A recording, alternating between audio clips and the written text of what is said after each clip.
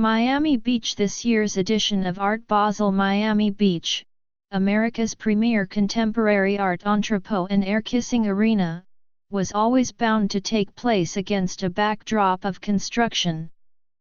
This city, after all, loves real estate as much as it does art, and two museums, the Veteran Base Museum and the New Institute of Contemporary Art, Miami, have spiffy new homes to show off. The fair itself has new digs, too, or at least refreshed ones. The hulking Miami Beach Convention Center, a few blocks from the Atlantic and home to some 250 galleries, is in the midst of a long overdue refresher, its faded Art Deco facade reclad with dark glass. But Miami Beach's recovery from Hurricane Irma, which slammed into this low-lying resort city in September and turned the main thoroughfare of Collins Avenue into a waterway, has occasioned its own round of reconstruction. The major museums here were spared a direct hit, but numerous local artists whose studios or warehouses flooded have had to apply for emergency relief. The hurricane also delayed renovations to the convention center, whose adjacent streets are still ringed by barriers and tarpaulins. And several seaside properties remain closed, including the Raleigh Hotel, my regular spot for a pre-fair cortadito for a decade now. But Art Basel is still swinging, and the gang's all here, collectors from America and Latin America, young artists on the make, star museum curators escorting checkbook-toting board members, and propulsive dealers jogging along the beach at 6 a.m. after nights on the tiles.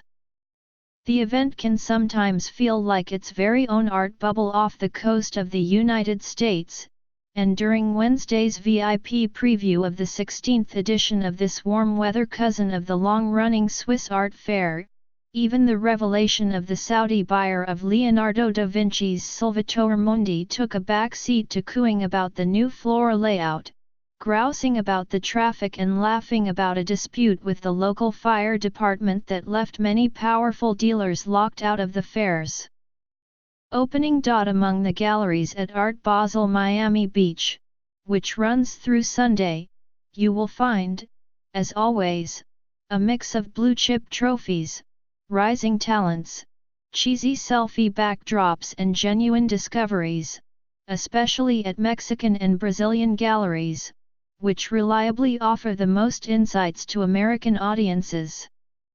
A number of significant artists appear at 3, 4, or more galleries here. With diligence and a very large bank account, you could walk out of here with your own personal retrospective of the vital and challenging German painter Albert Erlen. The Berlin dealer Max Hetzler is showing a syncopated abstraction of browns and yellows from 1990, while Edward Tyler Nahem of New York is a rowdier, stained work from 2005, and Corbett V.S. Dempsey, from Chicago, features one of his recent, more composed tree paintings. Wolfgang Tillmans, the sensitive, London-based German photographer, is also represented across the fair, from David's Werner, which is showing a large-scale 2013 portrait of a young man whose hair and sweater are flecked with snow, to the Los Angeles Gallery Reagan projects, with the knockout new seascape, whose wide expanses and dramatic clouds recall the 19th-century photographs of Gustave Legray. Mr.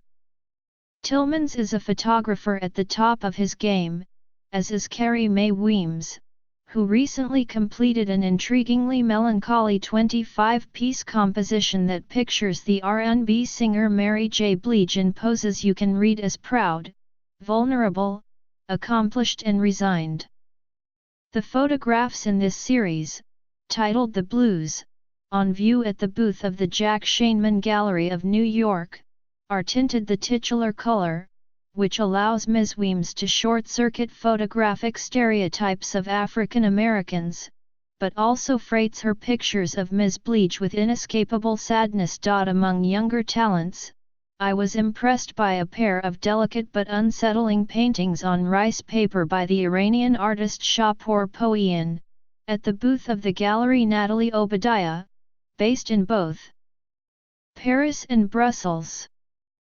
Mr. Poiyan has reproduced centuries-old Persian miniatures that depicted Muhammad and other religious figures. Central Asian artists, unlike their Arab counterparts, frequently portrayed the Prophet in art but has excised the figures to leave only gold arches, blue backdrops, and flowing calligraphy. The erasure is at once a tribute to the less heralded constituent elements of Persian painting and fearsome metaphor for recent attacks on religious representation, from the museums of Baghdad to the newsroom of Charlie Hebdo. But I often find Art Basel Miami Beach more valuable for historical surprises. Galeria Jacqueline Martins, one of São Paulo's sharpest, has a solo presentation of the Brazilian feminist and visual artist Letícia Parente, 1930–1991, who grafted together street plans of Salvador, Fortaleza, and Rio de Janeiro into personal memory maps, or who filmed herself applying makeup in the bathroom while her mouth and eyes were taped shut. Parente is also a standout of Radical Women, the history rewriting showcase of female Latin American artists, up now at the Hammer Museum in Los Angeles and coming to the Brooklyn Museum in April. And the Can't Miss booth of this fair comes from a gallery that, I'm embarrassed to say, I'd never heard of before, Applicat Prazen, a decades-old Parisian space participating in Art Basel Miami Beach for the first time. This specialist in mid-century European painting has arrived with a dozen bracing works by figures too little known in the United States, including Otto Freundlich, Nicolas de Stael and Hans Hartung. A seething 1960 abstraction by Carol Appel features thickly applied splashes of white and brown paint, whose seeming carelessness belies clear care. In Jean Helian's Trois Nus et l'Eglissant, Three Nudes and Reclining Man, a disquieting painting from 1950, Three Women the Fates, or just an artist's models sit in judgment over a splayed young man, perhaps in postcoital slumber, perhaps murdered. This week also featured the opening of a permanent home in the design district for the Institute of Contemporary Art, Miami, which was founded in 2014 after a turbulent split with another museum. The Spanish firm Aranguren and Gallegos Arquitecto has fitted the three-story building with a facade of shiny metal panels and cut-out triangular windows, very Art Deco, very new Miami.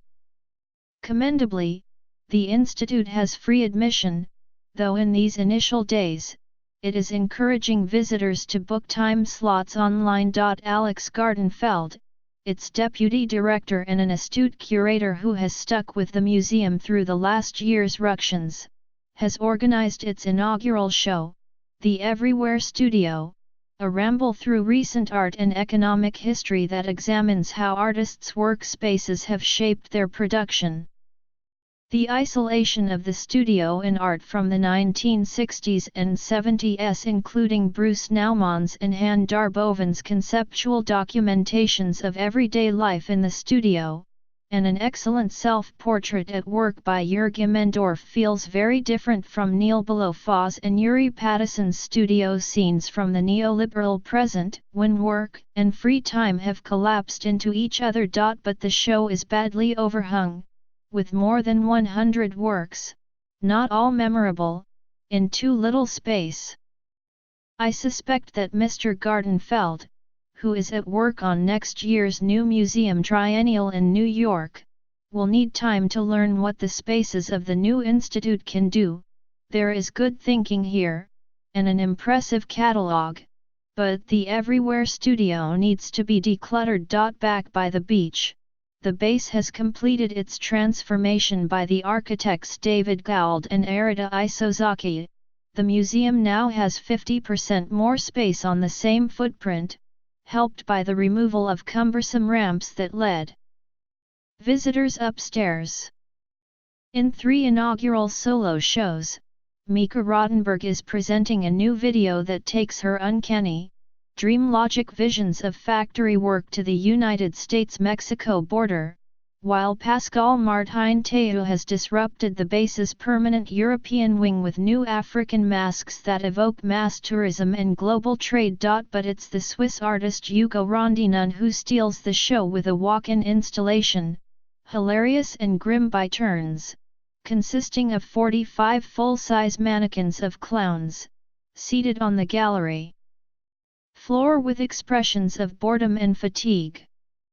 After a few days at the fair, the metaphor of the exhausted clown is all too apt.